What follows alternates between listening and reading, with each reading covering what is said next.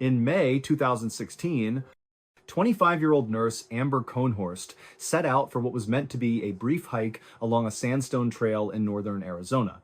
Going on a volunteer trip, she dreamt of the excitement while exploring unfamiliar desert canyons. She never thought that it would be a dreadful trip costing years of her life. Today, we're going to walk through what are the puzzles and the final key of this mystery.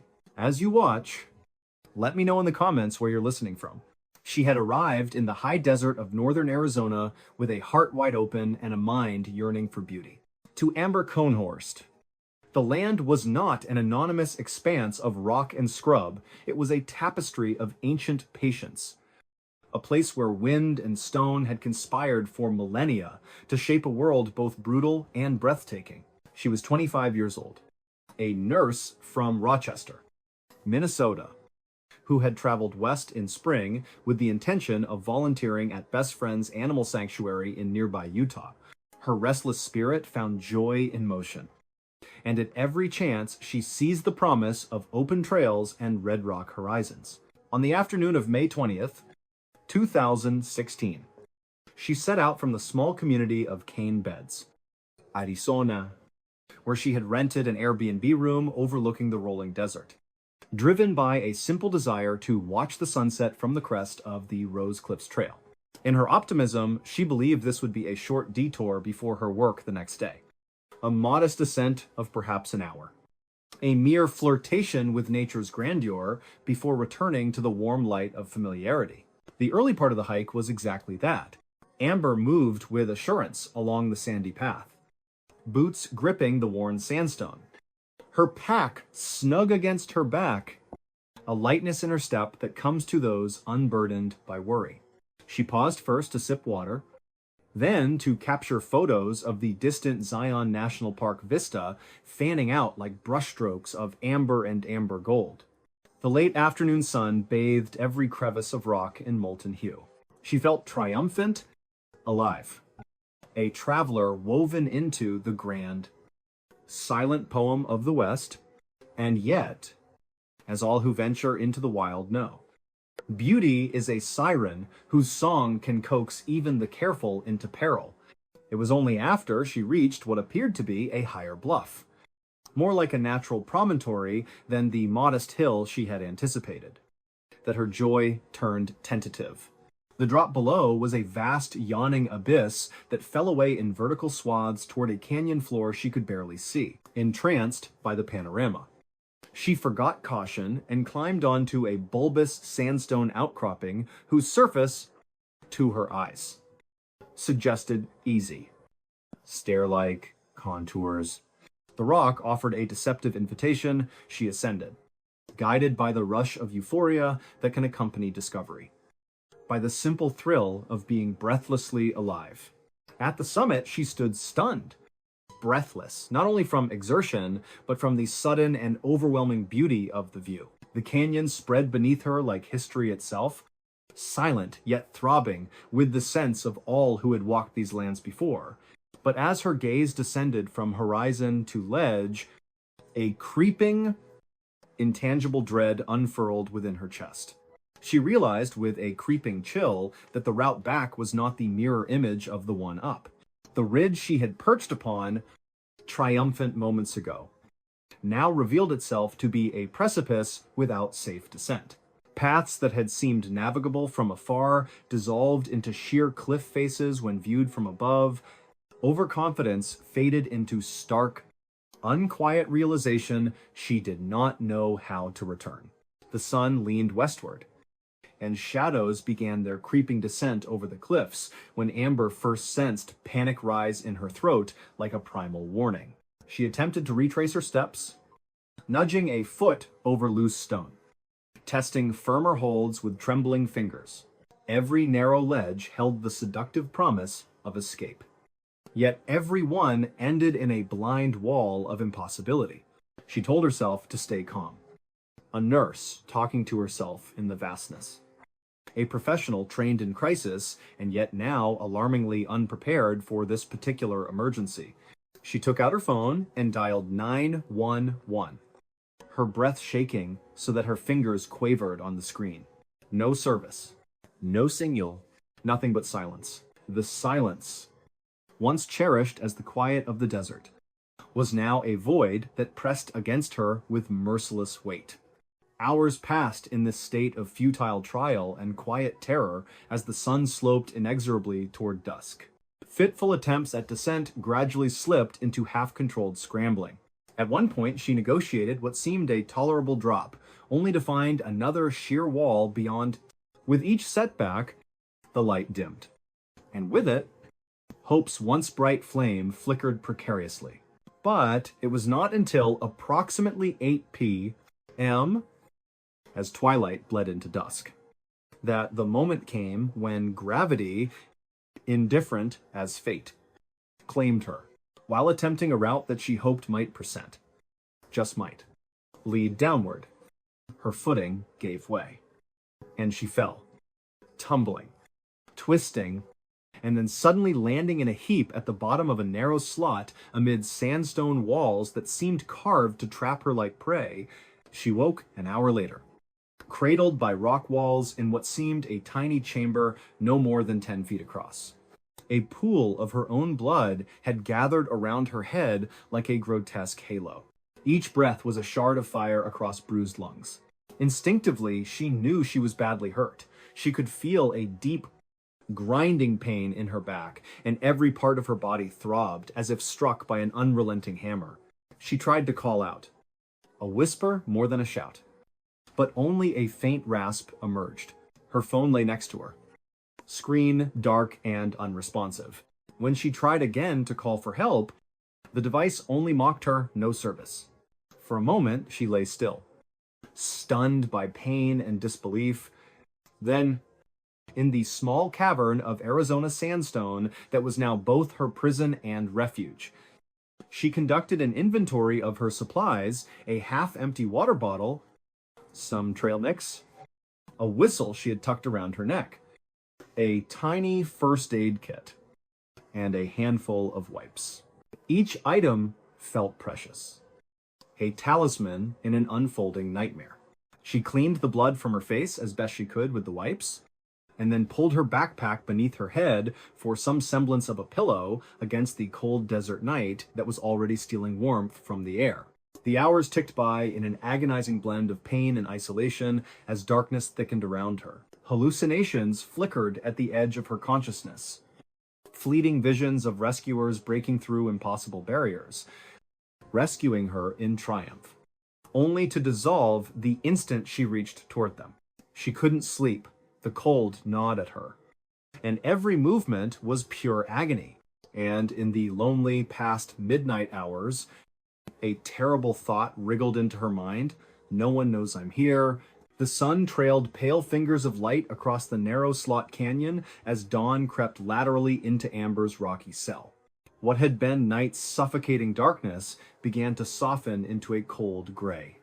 And with the glimmer of morning came a painful, fragile determination, strange as it seemed. When daylight returned, Amber felt something stir inside her that was neither fear nor hope. Something in between, sharp as obsidian and utterly relentless. Her bones throbbed with injuries she could not yet name. But her mind, ever stubborn, would not succumb to that creeping void of resignation that had tried to enfold her the night before. She would not simply wait to be found. She would do whatever she could. And so she began to move. With an effort that belied her battered body, she pushed herself up, her hands scraping against stone that was already raw with the agony of her fall. Pick a point. Move toward it. This was all she could think. Over and over. A mantra against paralysis. And so she shimmied, pulled, and crawled inch by inch, away from that dark hollow where terror had nearly claimed her. The first movements sent electric shocks of pain through her back and pelvis, but she bit down on anguish the way a ship's hull slices through relentless waves. After what felt like hours, but was likely mere minutes, she reached a ledge that afforded even the smallest view of the world above. She peered over it with eyes wide and strained. Above her lay a vertical drop, 30 feet straight down to more stone. And beyond it, obscured, the distant shimmer of open desert. There was no safe path back. No gentle slope that might lead her to deliverance. Only the brutal truth that the canyon would not release her easily. She retreated to a small, flat rock and allowed herself to rest. Her breath heaved like bellows in a forge. Sweat cooled on her skin as the desert morning warmed. She pulled off her pack with trembling fingers and took what little nourishment she had, left some trail mix and a drink from her nearly empty water bottle. But even as she ate, her thoughts were a tempest of dread and determination. They will find me. Someone will realize I'm lost. Someone will come. That thought was the fragile thread tying her present to the world she might still return to. Hours passed in that bleak canyon. The sun climbed higher and turned mercilessly hot. Yet cooler air still clung in the shadows among the sandstone walls. She blew her whistle again and again, until the sound was raw and ragged, a note of defiance against the immensity of silence. At times, she screamed, each cry dissolved by the echoing stone. Each echo mocked her. Or so it felt. But she persisted. Her voice became her lifeline. She could not know then how isolated she truly was from any path or passerby. As dusk approached once more, and the shadows lengthened over that bleak place, exhaustion seized her like a vice. She wrapped her arms around her knees and closed her eyes against the numbing ache. In the fading light, despair whispered its cruelest temptations. Rest here. Sleep. Give up. But some inner voice, tired yet unbroken, refused to grant resignation its victory. She thought of her parents, of the warmth of her family's voices over the phone, of everything she hoped to see again. Not yet. Not like this. And so she took out her phone, still without service, and captured a photo of her bruised, swollen face.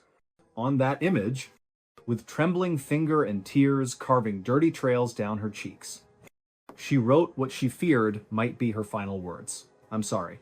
I'm trying to blow my whistle. I've fallen. Every letter was a confession of hope and a testament to her love. Nightfall deepened swiftly, bringing cold that gnawed at limbs already spent with pain and hunger. The desert's brutal duality. Scorching heat by day, bone-chilling chill by night, would have undone many a spirit less resolute. But Amber clung stubbornly to the fragile flame of survival. When sleep finally claimed her in fits and starts, it was accompanied by dreams so vivid that waking felt like emerging from another life. In those dreams, she was found a search party rounding a curve, a helicopter's rotor blades gleaming in the sun, voices shouting her name each time she awakened to silence. Her heart sank anew.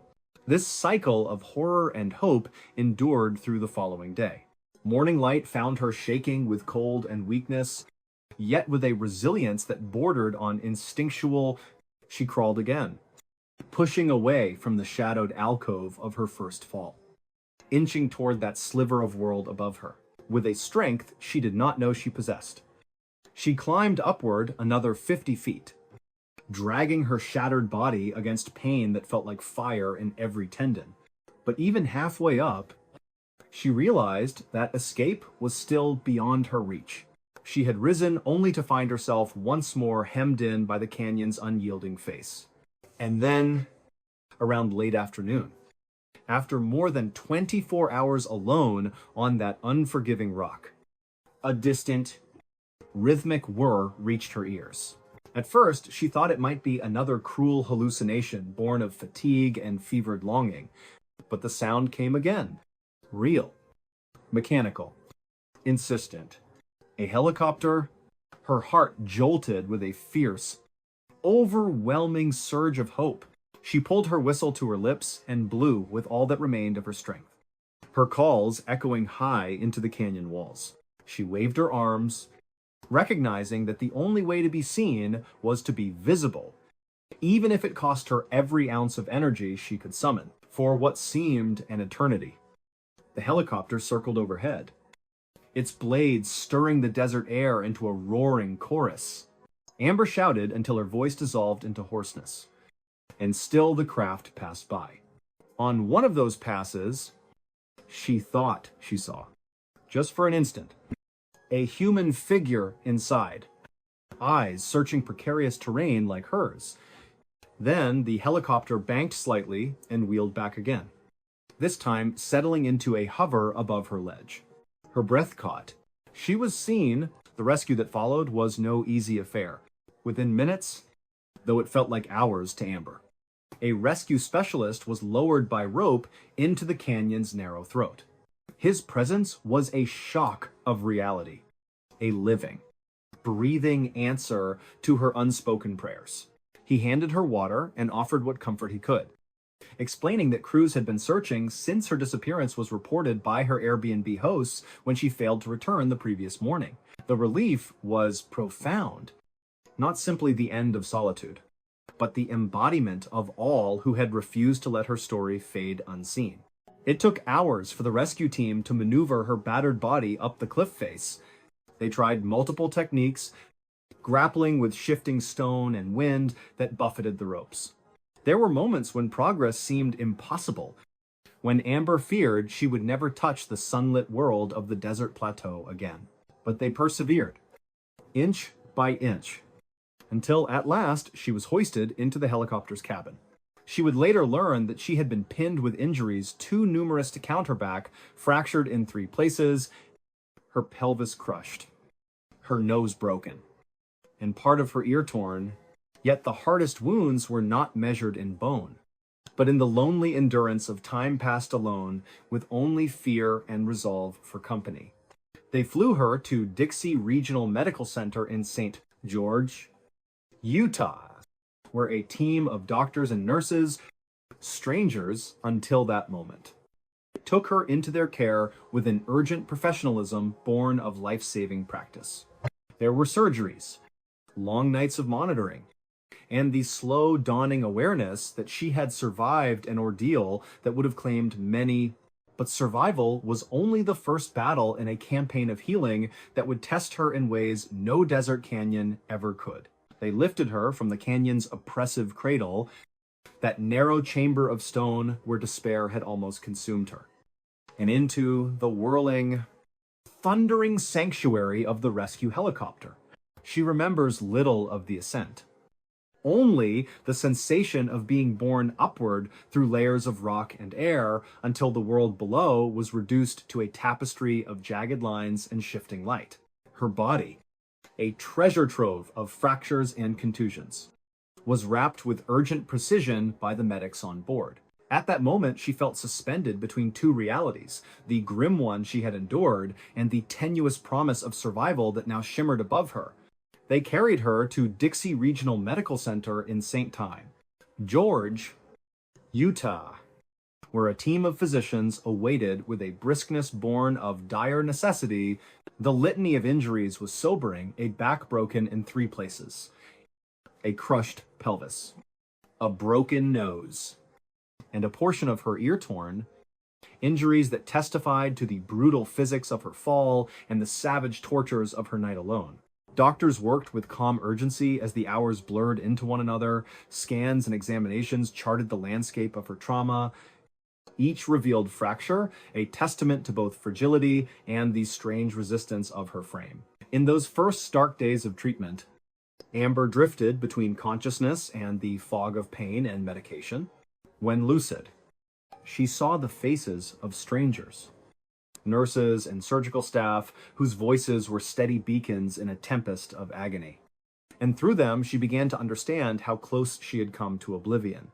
There were surgeries, stabilizations, and a steady rotation of urgent care that demanded both precision and patience. Somewhere amid the staccato of clinical care and the silent march of time, she recognized that the fight for her life had extended beyond surviving the canyon. It was now about reclaiming a body that had been shattered. Yet even as she lay tethered to intravenous lines and monitors, her mind reached outward toward her family, whose presence she yearned for with an ache sharper than any physical pain. Nurses later recounted how her parents and close friends gathered at her bedside, their voices a tapestry of worry and adoration. Each night, Amber's mother remained by her side, holding vigil as though tethering her daughter to the living world by sheer force of love. In those hours, family and friends whispered hope into the sterile hum of the hospital room, refusing to allow the idea of loss to take root. The early weeks of recovery were marked by an agonizing paradox. Every small victory seemed to be paid for with an even greater torment. At first, she could not even put on her own shoes without assistance. The simple act of bending caused pain that blossomed like wildfire across her broken frame. 10 weeks of strict bed rest were mandated by her physicians, an interlude of stillness that tested her spirit daily. But within that crucible of restriction, she found something unexpected: a burgeoning resolve to heal. Not just in body, but in spirit. Her physical therapy began with hesitant, fragile steps and progressed to movements that once seemed distant fantasies. She moved from lying in bed to sitting in a wheelchair, from the wheelchair to a walker, and then, with sticks for balance, to walking nearly unaided. Each milestone was a triumph, not just for her own resilience, but for the community of caregivers who had invested their hearts in her recovery. It was during this time that she made her way back to Mayo Clinic, not as a patient awaiting rescue, but as a nurse returning to the profession she loved. That first step through the hospital doors was laden with symbolism, a passage from being cared for to caring for others. Her perspective forever altered by the experience she had endured.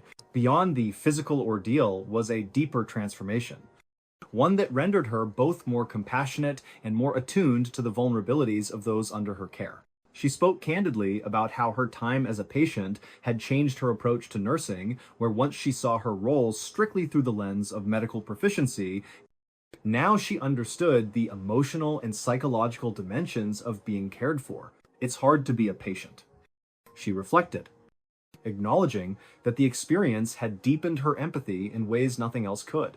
Despite the progress she made, recovery was neither linear nor gentle. Chronic pain lingered as a daily reminder of what she had endured.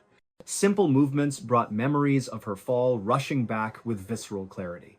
There were moments when frustration flared, when progress seemed too slow, when the body's limitations gnawed at her patience. Yet, she persisted, anchored by the knowledge that she had been given another chance at life. For every setback, there was a breakthrough. And for every day of pain, there was a day of progress. Her newfound perspective extended beyond her work in the hospital.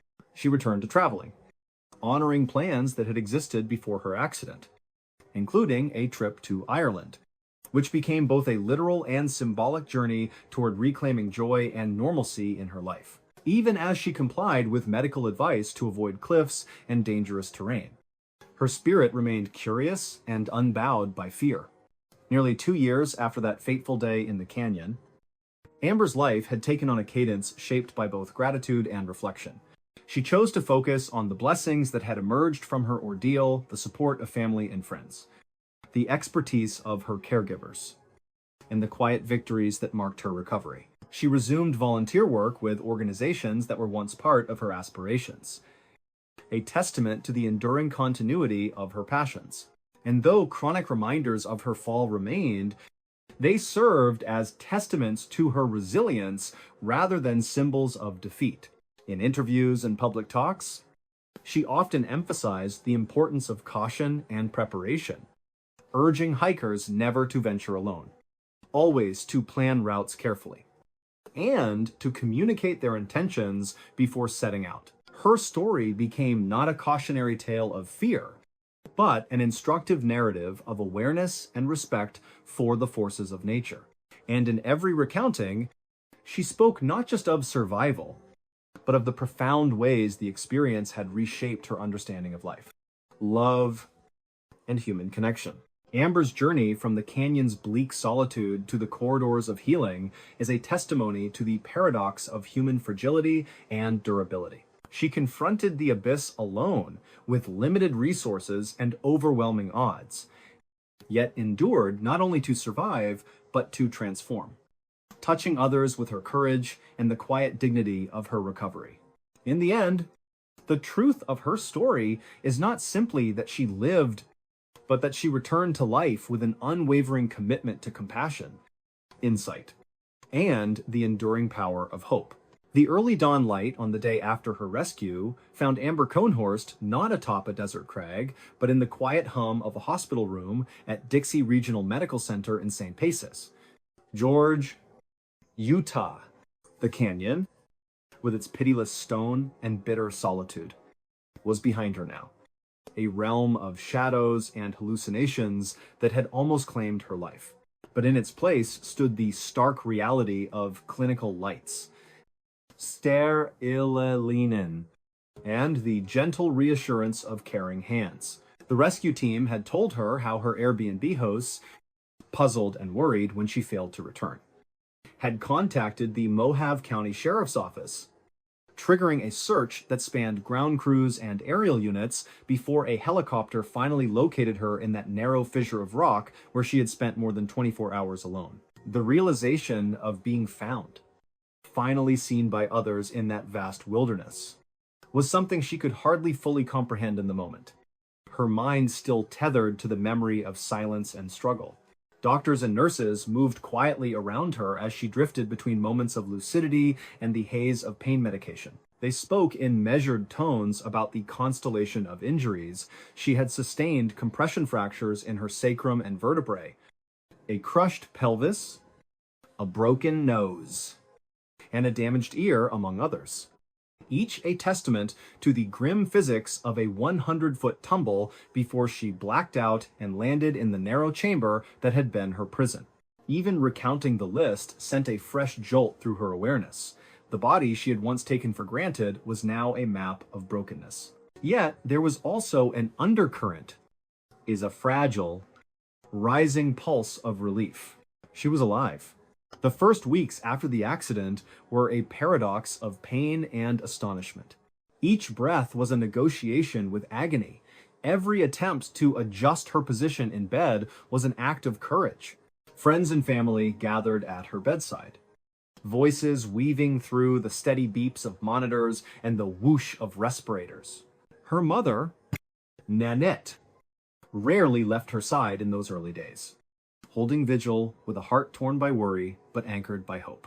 The clinicians spoke of bed rest measured in weeks, perhaps months, a slow continuum of healing that would demand both endurance and patience. And though Amber lay still, body tethered to machines and braces, her inner life was anything but motionless. In the quiet of each night, she relived flashes of her ordeal, the cold of the canyon, the abrasive walls closing in, the rasp of her whistle echoing in the void. And then, finally, the distant thrum of helicopter blades, a sound she would carry with her memory long after her body had healed. 10 weeks of strict bed rest followed, each day an odyssey of small triumphs. Initially, she could not even put on her own shoes, and every simple movement sent pain rippling through her. But there, in the regimented stillness of recovery, she found a resilience she had never fully known. Physical therapists worked with her, encouraging incremental progress, teaching her to sit, then to stand, and finally, after many uneasy attempts, to take tentative steps with the support of walkers and canes. There were tears of frustration when progress faltered, and tears of joy when even the smallest milestones were reached. But through it all, Amber pressed forward, her determination shaped and sharpened by the memory of that night trapped on stone, alone and afraid. By late autumn of that same year, nearly 7 months after her fall, she crossed a symbolic threshold that would have once seemed unimaginable. She walked through the doors of the Mayo Clinic in Rochester, Minnesota, not as the injured patient she had been whisked away as, but as the nurse she had been before that fateful day in Arizona. Colleagues greeted her with warmth and astonishment, and for the first time in what felt like an age, she felt a flicker of normalcy return. She was still restricted in what she could lift and how she could move. But she was there with purpose. Not merely as a visitor, but as someone reclaiming the life her ordeal had nearly taken from her. Her reflections on the experience, shared in interviews and personal conversations, revealed a nuanced transformation. It's hard to be a patient. She said, speaking not from abstraction, but from the rawness of lived experience. There are emotional and mental aspects to healing that I didn't fully understand before. Where once she might have measured healing in charts and vitals, now she spoke of it in the language of empathy and human connection. A subtle yet profound shift that colored her approach to nursing with a deeper sensitivity. Amber began encouraging her patients to find elements of themselves within the healing process. Small acts that reminded them of who they were beyond the injury or illness. Despite these strides forward, the physical aftermath of her accident remained a constant companion.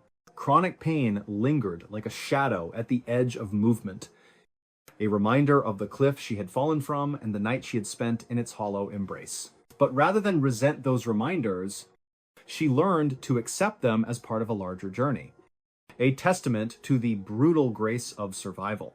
She resumed hiking and travel, though with a tempered approach. Cliffs and high places held a different weight in her mind now, measured not only in altitude but in consequence.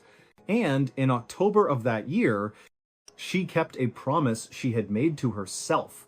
Before the accident, she traveled to Ireland, a trip she had planned long before her fall, now undertaken with both caution and courage. Her physician cautioned her against risky terrain, but that voyage across oceans and into unfamiliar landscapes became, for her, an affirmation of life and a testament to the truth that healing, like survival, is not measured solely by the absence of pain, but by the continuity of one's pursuits, passions, and dreams. Nearly 2 years after that harrowing afternoon in the Arizona desert, Amber stood in quiet reflection on the porch of her family home. The world had not shrunk in the wake of her ordeal. Rather, it had sharpened in its beauty and fragility. She pursued her work with renewed purpose, volunteered with causes dear to her heart, and spoke publicly about her experience, not as a cautionary tale of fear, but as an instructive narrative of respect for nature's power and of the human capacity for resilience. She reminded those around her that plans could be disrupted, bodies could fall, and hopes could falter. Yet still, with resolve and support, one could rise again. And so, in the arc of her story, from eager hiker to trapped survivor, to patient and then healer, the truth of Amber Kohnhorst's experience is revealed not merely in the raw chronology of injury and rescue, but in the depths of her recovery. She emerged not only with healed bones and scars, but with an enlarged capacity for empathy, resilience, and a profound appreciation for life's fragile endurance. Her narrative stands as a powerful testament to what it means to survive, to heal, and ultimately to live again with intention and gratitude. The wind outside was a quiet thing, almost serene, as if it had forgotten the violence of the desert winds that had buffeted her the night she fell. And yet, inside the hospital room in Minnesota, the quiet was more complicated. A silence woven from gratitude, memory, and the slow tick of a clock that marked both the passage of her pain and the rhythm of her resolve. Amber Kohnhorst, once a carefree traveler with boots dusted by desert sand, now lay surrounded by remnants of her journey, an old hiking stick propped against the wall, a faded photograph of a sandstone horizon pinned above her bed, and a calendar marking the long months of recovery she had endured. In the months since her rescue, her life had undergone a transformation both profound and unexpected.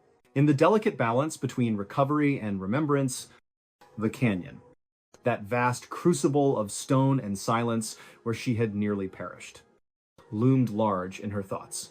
She remembered every hour spent trapped in that narrow alcove, the echo of her own screams ricocheting against rock walls, the cruel way the stars wheeled overhead in their indifferent arcs, and the bitter cold that seemed to seep into bone and spirit alike. More than once, she had asked herself how she had endured such isolation, such pain, and yet still clung to life. It was a question without a simple answer. Surviving, she realized, was not merely an act of the body, but of the mind.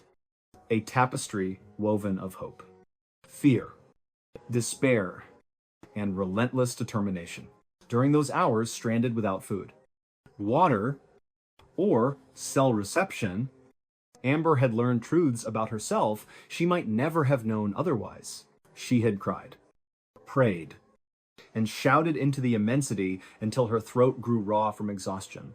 When the darkness pressed in, she had turned to her phone, not to call for help, but to write farewell notes to her parents, knowing that if she died, her family should know her final thoughts had been of love and apology. "I'm sorry. I'm trying to blow my whistle.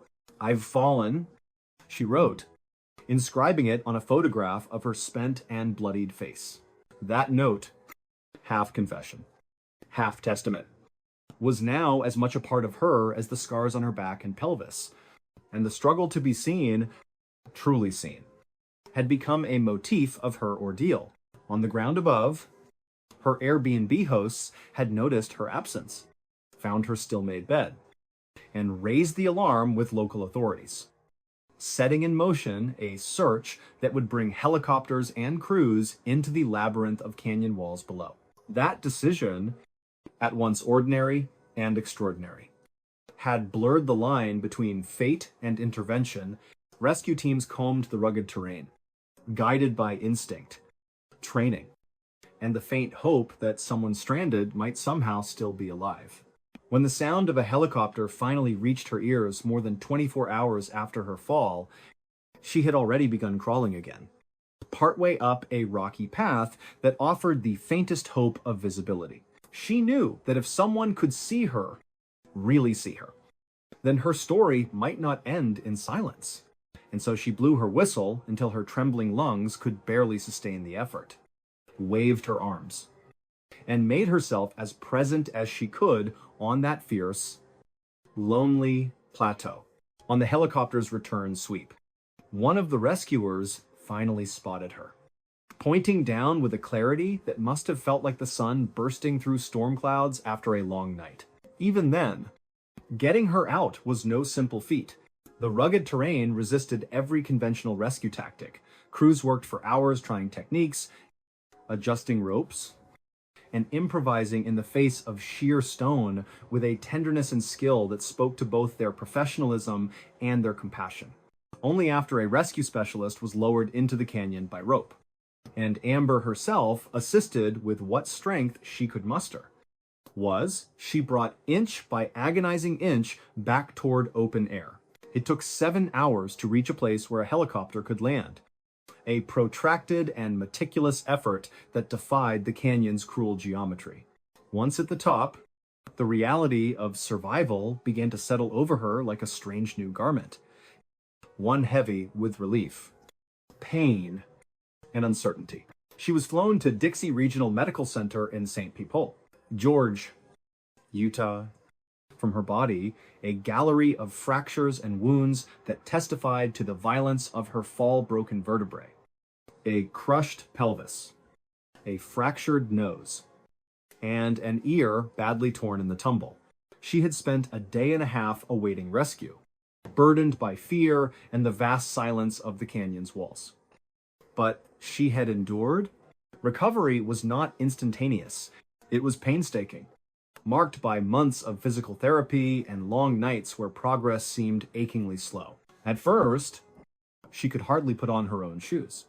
Later, walker and cane-guided tentative steps, and eventually she rediscovered the autonomous motion of walking on her own. There were setbacks, moments of frustration when her body refused to yield to her will, and lingering pain that served as a reminder that her ordeal was neither distant nor easy to forget. Yet in every incremental gain, each step without assistance, each day of reduced discomfort. She saw not only evidence of healing, but the metaphorical reclaiming of a self nearly lost to a canyon's cruel isolation. By the time she stepped again through the doors of the Mayo Clinic in Rochester, not as a frightened hiker, but once more as a nurse. Her transformation was striking. Colleagues greeted her with warmth and astonishment.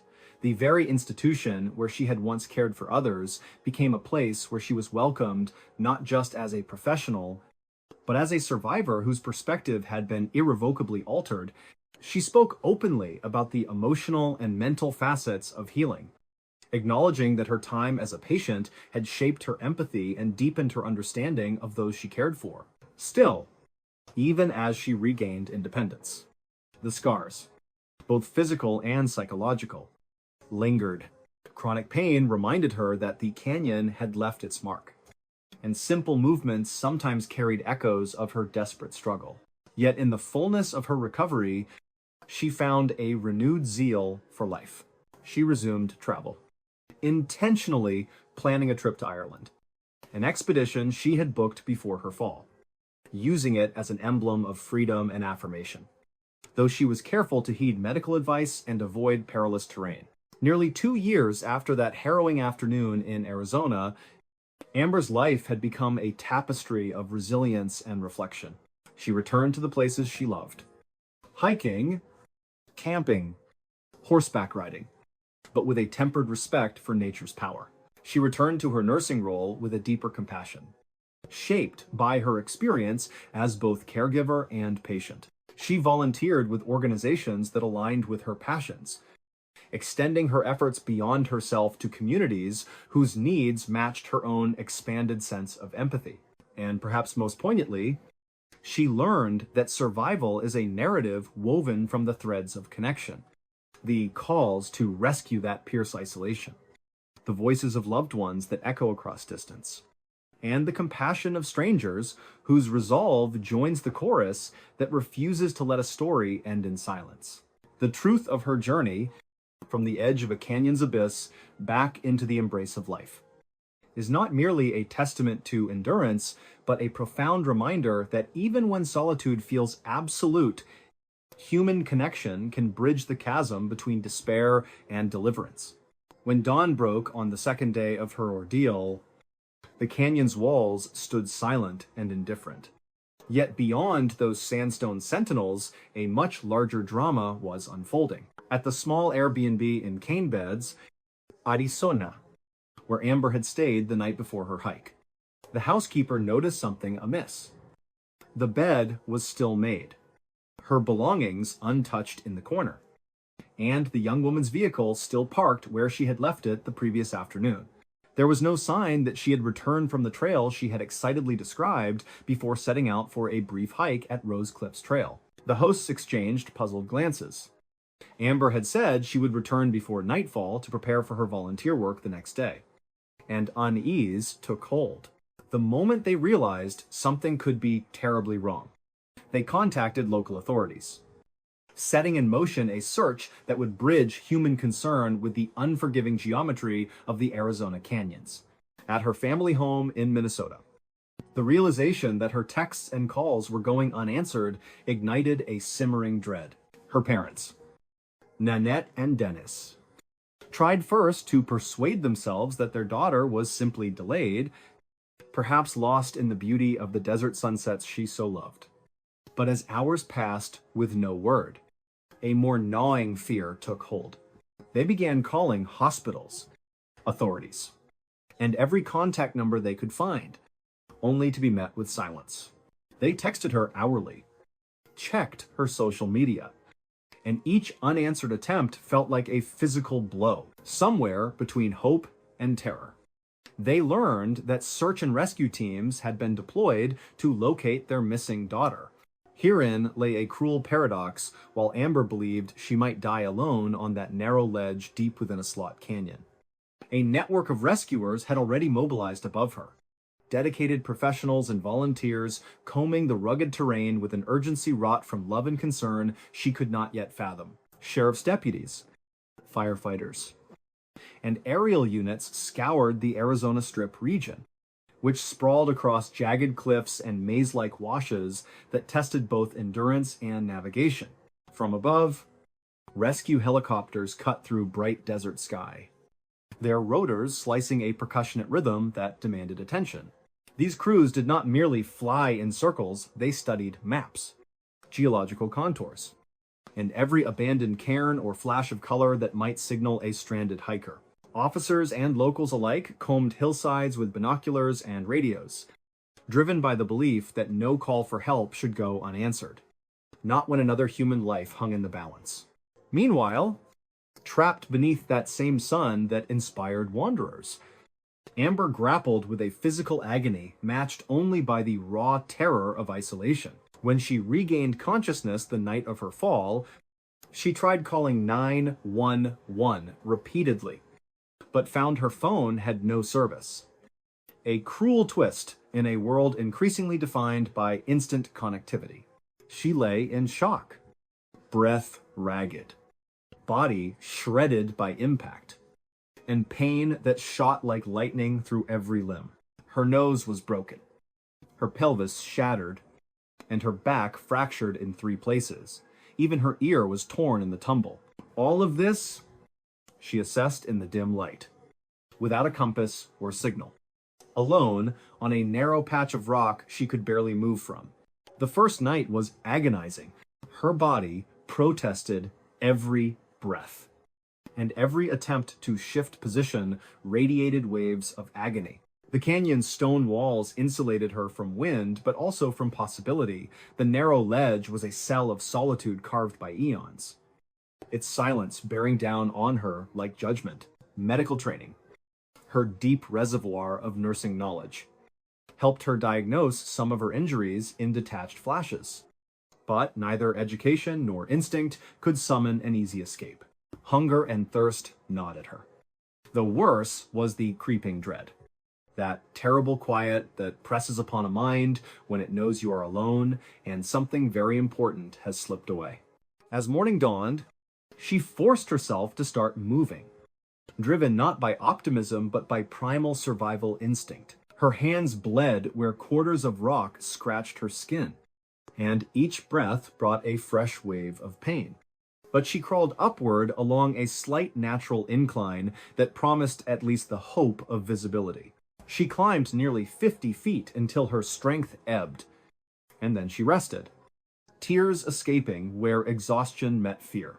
She blew her whistle repeatedly, a tiny device around her neck that now embodied her only thread to the world beyond. She screamed intermittently, listening for an answer that often did not come.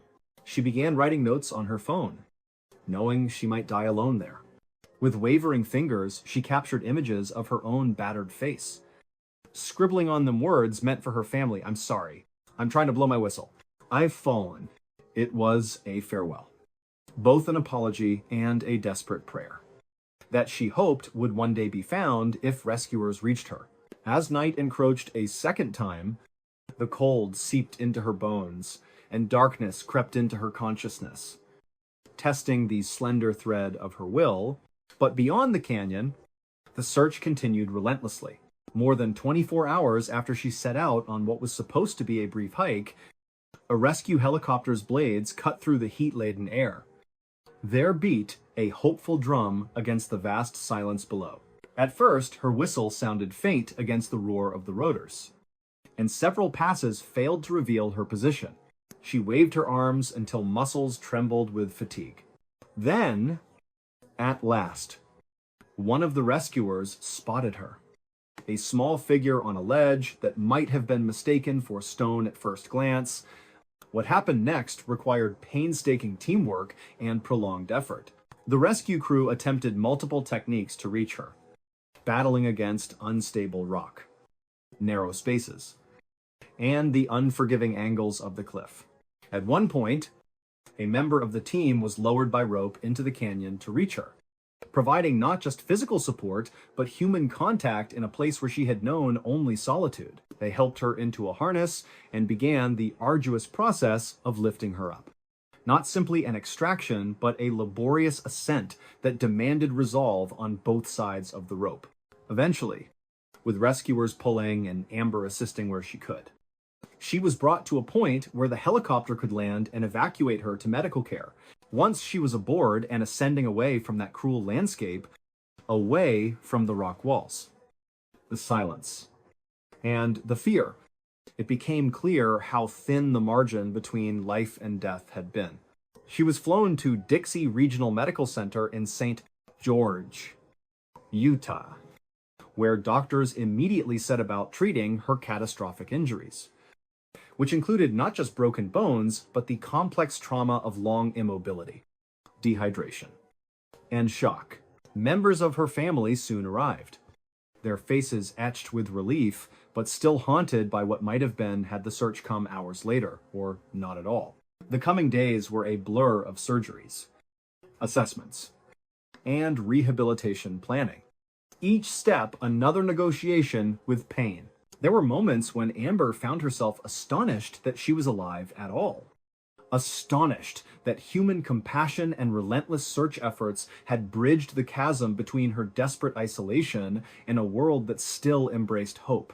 Her recovery would stretch for months and years, marked by physical therapy, setbacks and breakthroughs, and painful reminders of that long night below the canyon rim.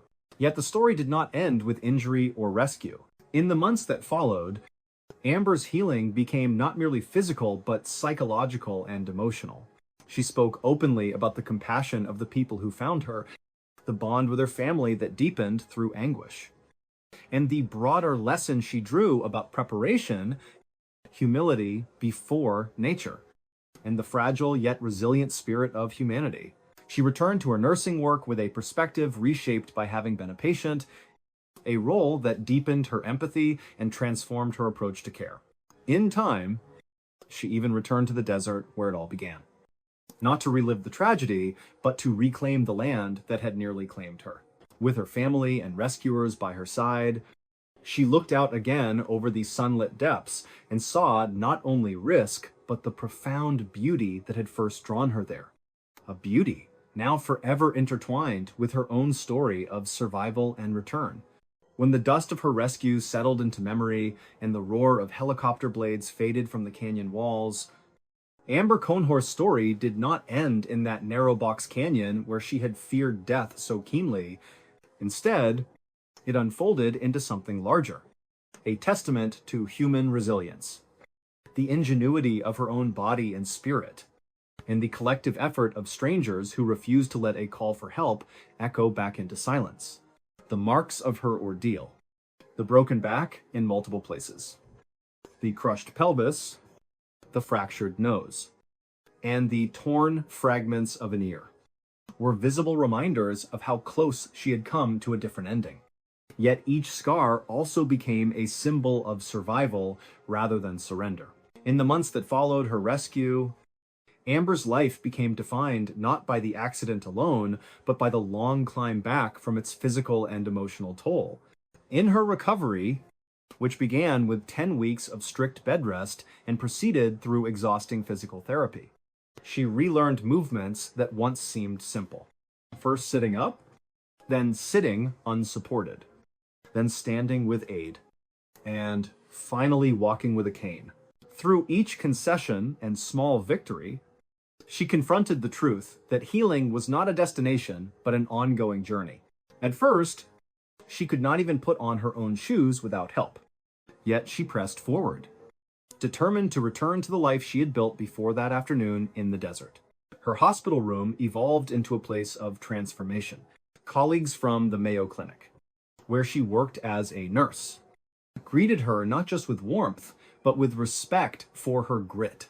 For the first time since the accident, she entered those halls not as a patient in pain, but as a caregiver returning home. She was cleared to resume work, albeit slowly and under restrictions. And she walked through those doors with a mixture of joy and humility, keenly aware of how different her perspective had become. In her own words, the experience had taught her what it truly feels like to be a patient. deepening her empathy for the people she cared for in her professional life and transforming her approach to nursing with an understanding that no textbook could convey. But recovery did not stop at mere physical restoration. Amber learned to navigate what it meant to live with the echo of pain that lingered long after the fractures had fused. Chronic discomfort reminded her daily of the canyon's cruelty and the miraculous nature of her survival, both a burden and a blessing. Rather than retreating from the world, she chose to engage more deeply with it. She resumed traveling, intentionally pursuing goals she had set before her fall.